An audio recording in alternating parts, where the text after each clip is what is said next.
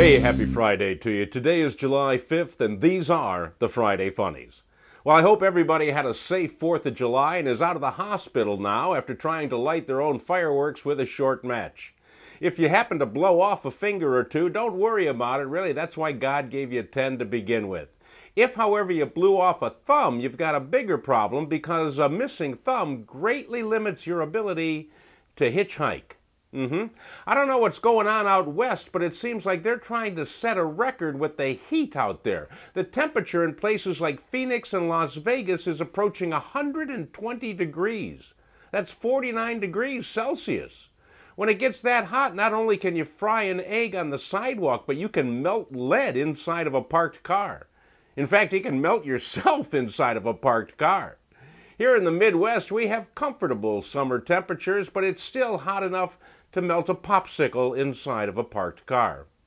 In honor of our Independence Day and our country's 237th birthday, I have gleaned this week's stories from around the world, proving that we should be proud to live in America because for this week at least, there are bigger idiots abroad.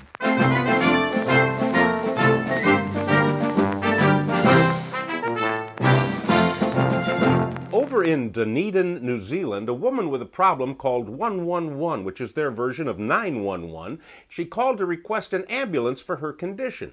The problem was that she couldn't seem to get the right words out. You see, what she did was she went to apply lip balm to her sore lips and mistakenly grabbed a tube of super glue. The 64-year-old woman soon discovered that her mouth was sealed shut and called for help, but all she could do was grunt and go, Fortunately, the police took her grunting for distress and came to her aid. And when asked how she made a mistake like this, the woman had nothing to say.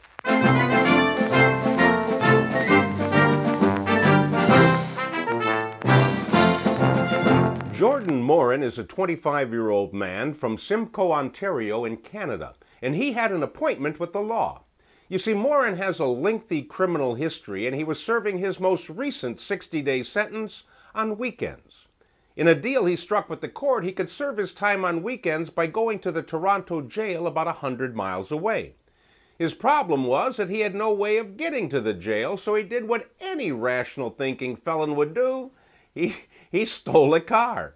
He was stopped on his way to jail, and police discovered that the car was stolen, so he no longer has to worry about his weekly commute. Now he's got a long-term reservation at Toronto's Grey Bar Hotel.